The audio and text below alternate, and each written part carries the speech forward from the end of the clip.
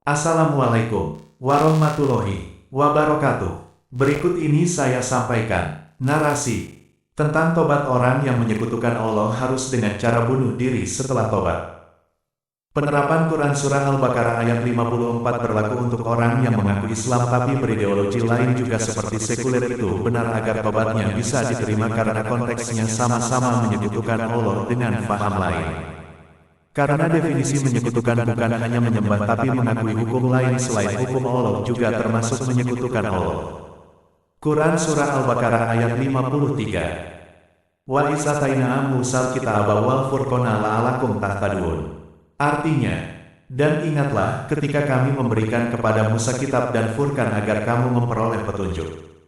Quran Surah Al-Baqarah ayat 54.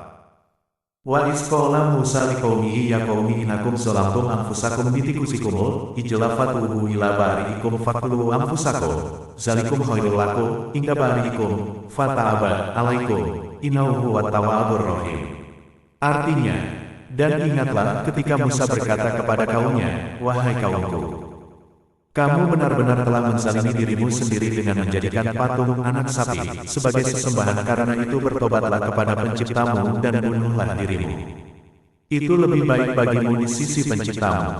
Dia akan menerima tobatmu. Sungguh, dialah yang maha penerima tobat, maha penyayang. Penerapan Surah Al-Baqarah ayat 54 yang disebutkan di atas sebenarnya berlaku juga bagi orang yang mengaku Islam tapi menganut ideologi lain, seperti sekuler, karena memang hal tersebut juga bisa dilihat sebagai bentuk penyekutuan, syirik karena menyamakan hukum Allah dengan hukum lain. Penerapan Quran Surah Al-Baqarah ayat 54 berlaku untuk orang yang mengaku Islam tapi berideologi lain juga seperti sekuler itu benar agar tobatnya bisa diterima karena konteksnya sama-sama menyekutukan Allah dengan faham lain, karena definisi menyekutukan bukan hanya menyembah tapi mengakui hukum lain selain hukum Allah juga termasuk menyekutukan Allah. Ayat tersebut tetap berlaku kepada umat Islam zaman ini karena bukan hanya terhadap umat Nabi Musa karena tidak dicabut dari kitab Taurat justru dirangkum dalam Quran berarti tidak dibatalkan. Penjelasan bahwa menggunakan hukum selain hukum Allah adalah termasuk perbuatan menyekutukan Allah. Beberapa ayat Al-Quran yang secara jelas menyatakan bahwa menggunakan selain hukum Allah adalah sama dengan menyekutukannya adalah Quran Surah An-Nisa ayat 116-118 dan Quran Surah Al-Maidah ayat 50. Ayat-ayat ini menunjukkan bahwa ketaatan dan kepatuhan mutlak hanya milik Allah, dan menjadikan selainnya sebagai pembuat hukum adalah bentuk syirik. Quran Surah An-Nisa ayat 116. Innallaha la yaghfiru an yushraka bihi wa yaghfiru ma duna dzalika liman yasha wa man yusyrik billahi faqad dhalalan ba'ida. Allah tidak akan mengampuni dosa syirik mempersekutukan Allah dengan sesuatu dan Dia mengampuni dosa selain itu bagi siapa yang Dia kehendaki. Dan barang siapa mempersekutukan sesuatu dengan Allah, maka sungguh dia telah tersesat jauh sekali. Quran Surah An-Nisa ayat 117. Iyad'una min dunihi ila inasa, wa iyad'una ila syaitana marida.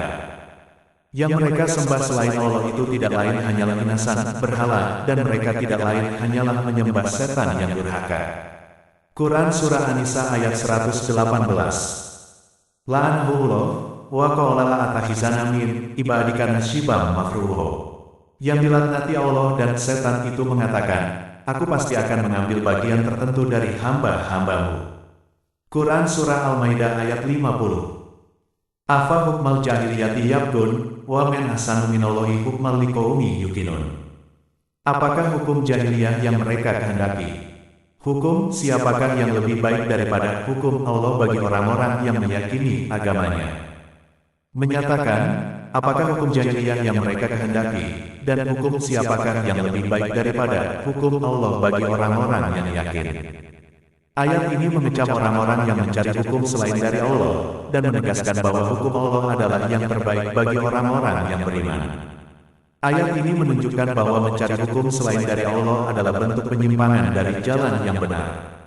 Quran Surah Al-An'am ayat 114. Afaghayrallahi abtaghi hakama wa huwa allazi anzala ilaikumul kitaba mufassala wallazina atainahumul kitaba ya'lamuna annahu munazzalun mir rabbika bil haqqi fala takunanna minal mumtarin. Pantaskah aku mencari hakim selain Allah, padahal dialah yang menurunkan kitab Al-Quran kepadamu secara rinci. Orang-orang yang telah kami beri kitab mengetahui benar bahwa Al-Quran itu diturunkan dari Tuhanmu dengan benar. Maka janganlah kamu termasuk orang-orang yang ragu.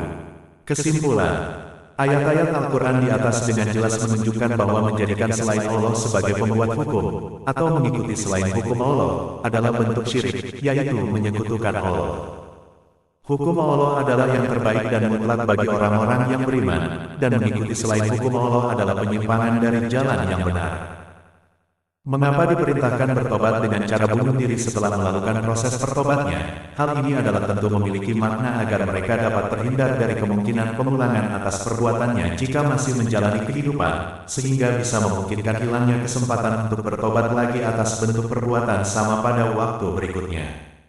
Respons dari mereka yang tidak sepaham dengan narasi yang disebutkan di atas adalah, namun, banyak orang yang mengaku Islam di antara mereka yang menolak narasi yang disebutkan di atas dengan mengatakan kalimat penting untuk diingat bahwa interpretasi ayat dan penerapannya dalam konteks sosial politik perlu dilakukan dengan hati-hati dan bijaksana, dan selengkapnya respons mereka adalah sebagai berikut. Ayat 54 Surah Al-Baqarah. Ayat ini menceritakan kisah kaum Nabi Musa yang menyembah patung anak lembu, dan bagaimana mereka diperintahkan untuk bertaubat dengan membunuh diri sendiri sebagai bentuk penyesalan. Penafsiran syirik. Secara umum, ayat ini dipahami sebagai larangan menyekutukan Allah dengan menyembah selain Dia, atau mengakui adanya Tuhan selain Allah. Dalam konteks ini, menyamakan sekuler dengan Islam atau meletakkan sekuler sebagai tandingan Islam bisa dianggap sebagai bentuk syirik. Sekuler dan Islam. Sekuler adalah ideologi negara Indonesia yang mengakui keberagaman dan mengedepankan nilai-nilai kemanusiaan, persatuan, kerakyatan, dan keadilan sosial. Sementara Islam adalah agama yang mengatur seluruh aspek kehidupan manusia, termasuk akidah, ibadah, dan muamalah. Meskipun ada perbedaan, sekuler dan Islam juga memiliki nilai-nilai yang saling melengkapi, seperti keadilan dan kemanusiaan. Taubat dan penerimaan. Jika seseorang yang mengaku Islam dan kemudian menyadari bahwa ideologinya bertentangan dengan Islam, dan bertaubat dengan sungguh-sungguh, maka Allah Maha Pengampun. Penerimaan taubatnya sangat tergantung pada keikhlasan dan kesungguhan dalam meninggalkan perbuatan yang dianggap menyekutukan. Kontekstualisasi. Penerapan ayat ini dalam konteks sosial politik harus dilakukan dengan bijaksana. Tidak semua orang yang menganut sekuler secara otomatis dianggap kafir atau musyrik. Penting untuk melihat niat, pemahaman, dan perilaku individu tersebut. Jika seseorang memahami sekuler sebagai bagian dari nilai-nilai yang sejalan dengan Islam, maka hal itu bisa diterima. Namun, jika seseorang menempatkan sekuler di atas Islam atau menganggap sekuler sebagai pengganti Islam, maka itu adalah masalah yang berbeda. Kesimpulan. Penerapan surah Al-Baqarah ayat 54 pada orang yang mengaku Islam tapi menganut ideologi lain seperti sekuler bisa dilihat sebagai bentuk penyekutuan, tetapi penerapannya harus kontekstual dan bijaksana. Penerimaan taubat tergantung pada keikhlasan dan kesungguhan individu dalam bertaubat. Penting untuk memahami perbedaan antara ideologi negara dan agama, serta nilai-nilai yang terkandung di dalamnya. Penerapan surah Al-Baqarah ayat 54 untuk orang yang mengaku Islam tapi menganut ideologi lain, seperti sekuler, memang bisa menjadi perdebatan.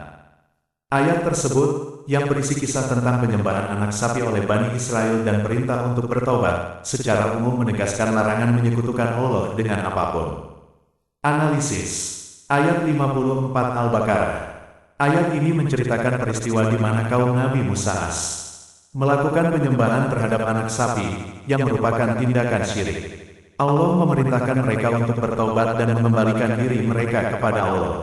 Syirik dalam konteks lebih luas. Dalam Islam, menyekutukan Allah, syirik tidak hanya terbatas pada penyembahan berhala.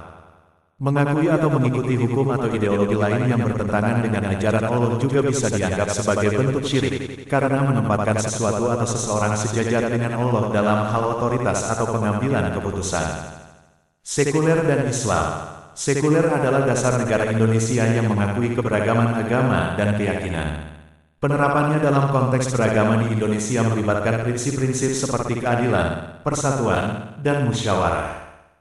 Namun, Ada perbedaan pandangan mengenai bagaimana sekuler berinteraksi dengan ajaran Islam, terutama dalam hal pengambilan hukum. Penerapan ayat 54. Jika seseorang yang mengaku Islam juga mengakui sekuler sebagai ideologi yang mengatur seluruh aspek kehidupannya, termasuk aspek hukum dan moral, maka bisa dikatakan ada potensi penyekutuan. Dalam konteks ini, ayat 54 bisa menjadi pengingat akan bahaya syirik dan pentingnya kembali kepada ajaran Allah. Namun, perlu diingat bahwa pemahaman dan penerapan ayat ini haruslah dilakukan dengan hati-hati dan bijaksana, dengan mempertimbangkan konteks sosial dan kebangsaan. Taubat. Jika seseorang merasa telah melakukan kesalahan dengan menyekutukan Allah, maka taubat adalah jalan yang benar. Taubat yang diterima adalah taubat yang tulus, disertai dengan penyesalan atas kesalahan, meninggalkan perbuatan syirik, dan berjanji untuk tidak mengulanginya. Memahami ayat-ayat Al-Quran, termasuk ayat 54, dengan benar adalah langkah penting dalam proses taubat tersebut.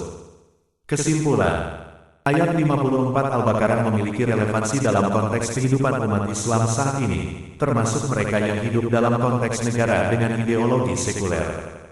Ayat ini mengingatkan tentang bahaya syirik dan pentingnya kembali kepada Allah. Namun, penerapannya harus dilakukan dengan bijaksana dan mempertimbangkan konteks sosial serta kebangsaan.